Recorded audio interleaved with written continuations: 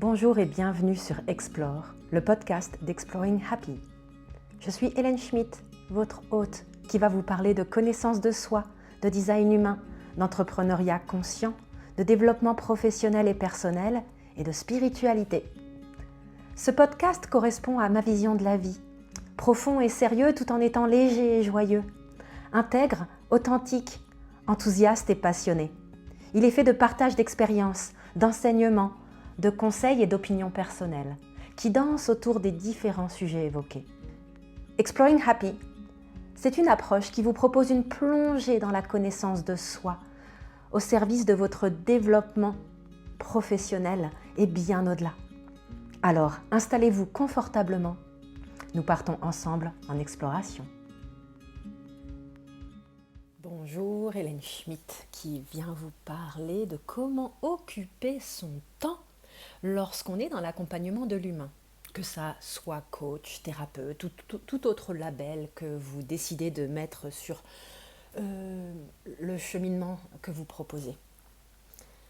Quand on est à son compte, on a vite fait de s'enfermer dans des « il faut, je dois ». Il faut, je dois créer du contenu, il faut, je dois être présent d'une manière ou d'une autre, il faut, je dois répondre aux commentaires, il faut, je dois mettre au point le prochain accompagnement, etc., etc., etc. Et ça peut très vite consumer la quasi-totalité de votre temps disponible en dehors de vos sessions clients ou vos programmes de groupe si vous faites du programme de groupe. C'est mentalement compréhensible tout cela. Et je reviens toujours à la même chose. J'ai beau retourner la situation dans tous les sens. Et bien entendu que là, quelque part, entre guillemets, je prêche pour ma paroisse en ce sens où je suis profondément convaincue de ce que je suis sur le point de vous dire. Mais au-delà de ça, il s'agit de vous proposer un changement de perspective à vous qui êtes dans l'accompagnement de l'humain ou souhaitez aller dans l'accompagnement de l'humain.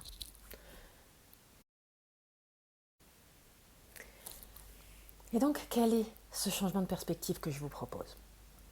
C'est celui de comprendre que lorsqu'on accompagne l'humain, on ne peut correctement les accompagner que sur un chemin qu'on a nous-mêmes parcouru et qu'on a parcouru au-delà de la compréhension mentale des choses. On a compris profondément, au plus profond de nous-mêmes, tel ou tel mécanisme, telle valeur ajoutée de tel questionnement, de tel cheminement, de tel outil. Et donc, le meilleur service que vous pouvez rendre à vos clients en termes de qualité de la valeur ajoutée que vous leur apportez, c'est de travailler sur vous. C'est de ne pas vous asseoir sur vos lauriers. C'est pas parce que vous avez fait une formation ou ceci ou cela, ou que vous avez fait tout un cheminement, que vous en avez fini. Bien entendu, il y aura des moments de votre vie où vous avez un peu envie, et ce sera même fortement conseillé, de décanter, de vous lâcher la grappe, d'être plus doux, douce avec vous-même. Et en gardant cet engagement à votre égard, en comprenant à travers votre propre expérience les changements qui s'opèrent à vous, non pas uniquement sur le court terme, mais sur le moyen et le long terme, c'est uniquement en faisant cela que vous allez derrière pouvoir apporter une valeur ajoutée pleinement incarnée à vos clients. C'est parfois désarmant de voir que certains sujets reviennent encore et encore et encore, que certaines choses que nous pensions avoir dépassées comme schéma, comme trauma, comme peur, reviennent de manière insidieuse alors même que le dossier était censé être clos.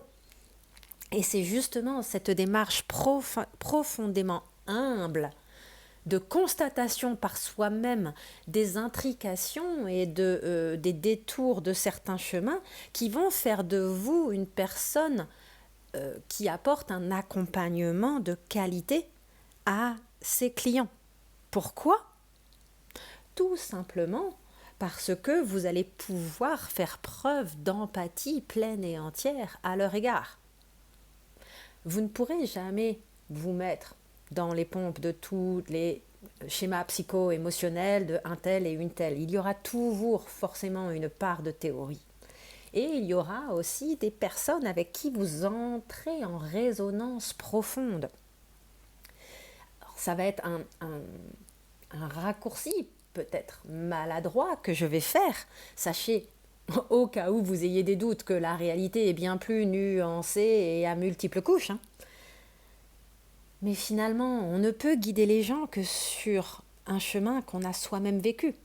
Ça ne veut pas dire que si vous avez survécu au trauma, vous ne pouvez accompagner que des gens dans leur processus de guérison des séquelles d'un trauma. Ceci étant dit, vous êtes uniquement équipé pour reconnaître toutes les couches de trauma, entre guillemets, qu'ils soient du plus subtil au plus évident. Prenons un exemple un peu extrême et choquant et désolé. Une personne qui a vécu des violences physiques, de l'abus physique ou psychologique dans son enfance ou dans son couple, va pouvoir accompagner les gens bien au-delà des personnes qui ont subi ça. Et ce sera peut-être même pas forcément le plus juste pour cette personne de travailler avec des personnes qui vont venir réveiller cette blessure aussi douloureuse que puisse être une telle blessure. Par contre, elle sera tout de même extrêmement sachante sur l'accompagnement de la guérison du trauma plus généralement et de la reconnaissance de celui-ci et de ses différentes expressions. Alors, ce n'est qu'un exemple que j'ai choisi volontairement fort pour que vous réalisiez cela. Il ne s'agit pas non plus d'envisager votre éventuel développement entrepreneurial en tant qu'accompagnant uniquement sous le spectre justement réduit de votre expérience propre. Il s'agit d'apprendre des fois à dézoomer et aussi d'apprendre à être spécifique sur les choses sous-jacentes sur lesquelles on peut accompagner les gens et également sur vos motivations profondes, vos convictions, votre vision. C'est d'ailleurs quelque chose que je travaille aussi beaucoup avec mes clients au niveau individuel et aussi à l'échelle de groupe, je réalise en vous disant ça. D'être vraiment au clair sur justement quel est ce noyau central et comment vous pouvez vous mettre le mieux au service. Et donc pour revenir à... Excusez-moi, j'ai perdu mon oreillette. Pour revenir au sujet de ce podcast, eh bien, quand on accompagne l'humain à cheminer vers soi-même d'une manière ou d'une autre, et heureusement, il y a plein de manières de faire ce fabuleux travail d'accompagnement de l'humain, il s'agit donc de vous constamment continuer à travailler sur vous parce que vous savez que c'est le travail d'une vie. Et il n'est pas concevable que vous accompagniez les gens en ayant juste fait le travail de 3, 5 ans, 10 ans et que vous arrêtiez et que vous restiez sur vos lauriers. Et de comprendre que on est là pour entrer en résonance avec une certaine catégorie de personnes. On est là pour entrer en résonance avec des gens qui veulent faire un type de travail à un moment donné. Vous n'êtes pas là pour couvrir l'ensemble du spectre des moyens possibles de travailler sur soi. Vous pouvez les mentionner, vous pouvez aiguiller les gens vers certaines techniques, vers certains autres accompagnements complémentaires à ce que vous proposez, mais vous êtes là pour accompagner les gens sur une partie de leur chemin. Une partie du chemin que vous êtes uniquement équipé pour accompagner. Tomber dans le piège de l'exhaustivité, tomber dans le piège de proposer quelque chose qui correspondrait à la totalité du cheminement que vous avez fait, c'est une erreur que j'ai faite, c'est une erreur que certains de mes clients font encore régulièrement, c'est une erreur commune, classique. Vous allez avoir une expertise donnée sur un type de travail donné, autant sur le fond que sur la forme. Et là, sur la forme, c'est intéressant à regarder parce que c'est là aussi que j'aime utiliser, entre autres, le design humain qui ne nous dit pas quoi faire de notre vie, il nous explique comment on est censé être au monde et être à soi-même. Donc c'est très différent. Eh bien, vous avez un style qui vous est propre. Vous avez des attributs, des talents, des compétences qui vous sont propres. Et il ne s'agit pas de développer tout un tas de compétences à l'extérieur de vous-même. Il s'agit d'être parfaitement aligné avec comment vous êtes censé être au monde, contribuer au monde. Vous voyez, j'ai eu une discussion là récemment avec une personne qui avait pris un rendez-vous découverte avec moi et ça n'a pas eu lieu. Et il y a eu un échange assez intéressant qui a eu lieu derrière. Et j'ai pas élaboré auprès de cette personne parce que très clairement, je n'étais en fait pas reconnue et pas invitée. Et que par ailleurs, pour celles et ceux qui sont familiers avec le design humain, là je vous parle de ma stratégie de projecteur. Et si on continue sur le design humain, j'ai été également dans une dynamique où je serais tombée dans des conseils non sollicités. Et par ailleurs, cette personne, en fait, avait fait des projections sur moi, et ça, on le retrouve également dans mon profil 3-5, et en particulier ma ligne 5. Donc c'était assez intéressant d'observer ce qui se passait quand très clairement, en fait, au final, il n'y a pas de reconnaissance, pas de réelle invitation, et qu'en plus, il y a d'ores et déjà un champ de projection qui fait que cette personne s'est créée toute une histoire à propos de vous. Ça peut arriver, c'est rare, mais ça m'arrive encore des fois, et ça fait toujours un peu bizarre quand ça arrive, parce que justement, étant dans un style de vie, on va dire, parce que là c'est vraiment quelque chose qui est monté au style de vie, je me remets en question régulièrement, je travaille sur moi constamment, donc quand un feedback arrive, j'essaye, des fois facilement, des fois plus difficilement, de discerner ce qui appartient à la personne et que je dois lâcher, de ce qui est intéressant à regarder pour moi.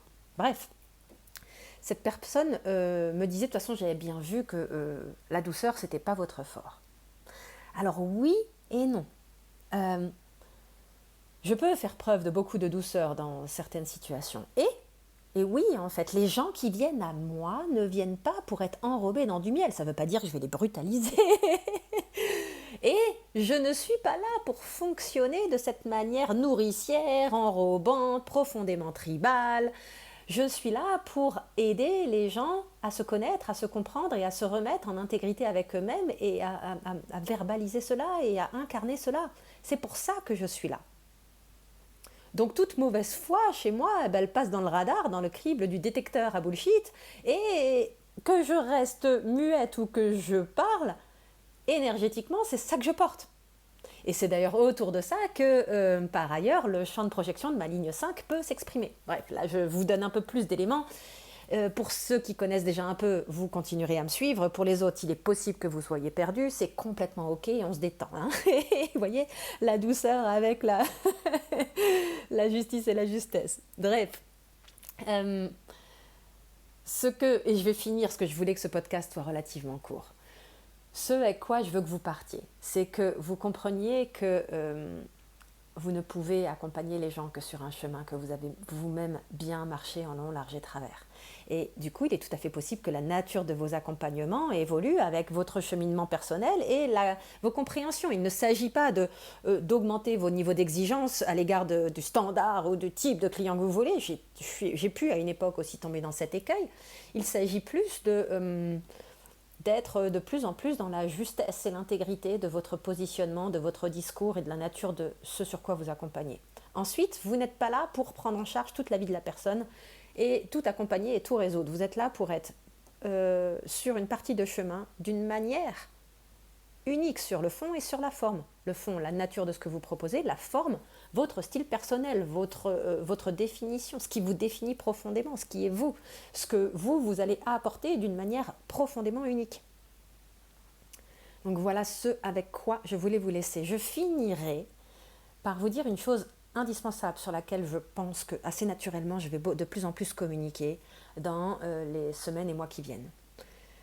Avant de vouloir justement développer un business, entre guillemets, à votre image, il y a un vrai et long chemin de compréhension de qui vous êtes, comment vous fonctionnez, et aussi de tout ce qui vous entrave, de tout ce qui se tient entre là où vous en êtes aujourd'hui et l'expression la plus juste, la plus correcte de votre essence, de vous-même. Donc quand vous venez à moi pour un accompagnement entrepreneurial, c'était déjà le cas de manière relativement affirmée, mais ça va l'être de plus en plus. Et également à l'échelle d'un groupe, c'est que la clé pour développer un business, c'est d'apprendre à vous connaître, à vous comprendre, à accepter cela. Et ensuite, seulement ensuite, une fois que vous avez intégré, vous pouvez incarner les choses. Et donc, vos niveaux d'intégration successifs, ça peut prendre des années.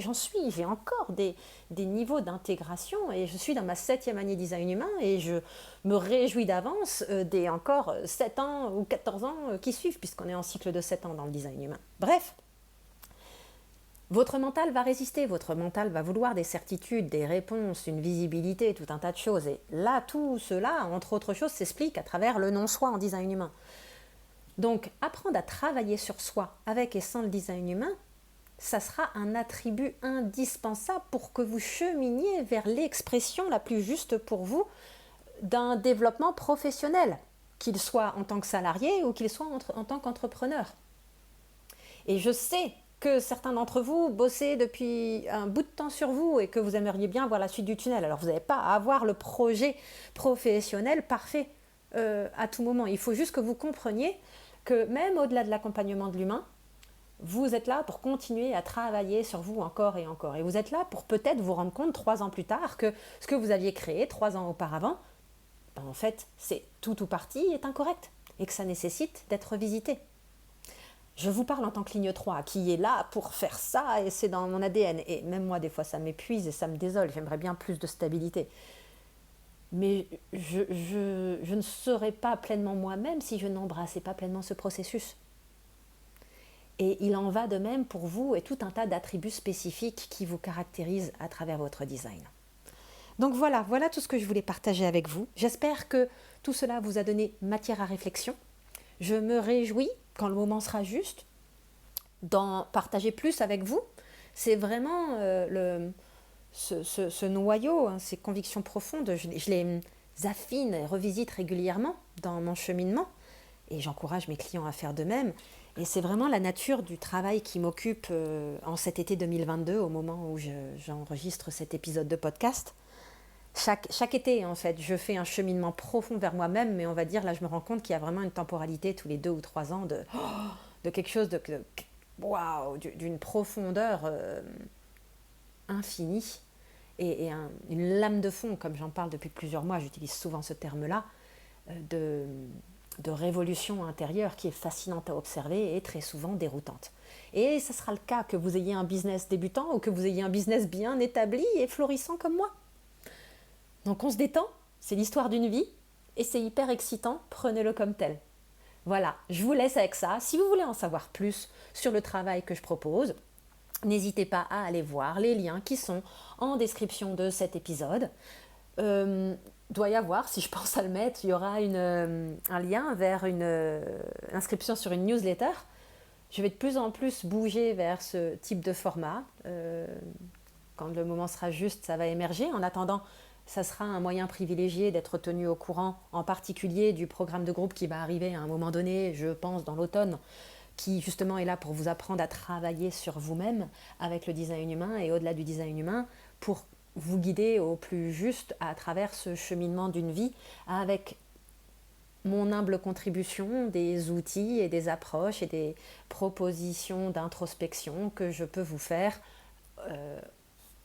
en regard avec là où je me situe actuellement dans mon cheminement intérieur et dans mon expérience professionnelle. Je vous souhaite une belle journée et je vous dis à bientôt pour la suite des aventures.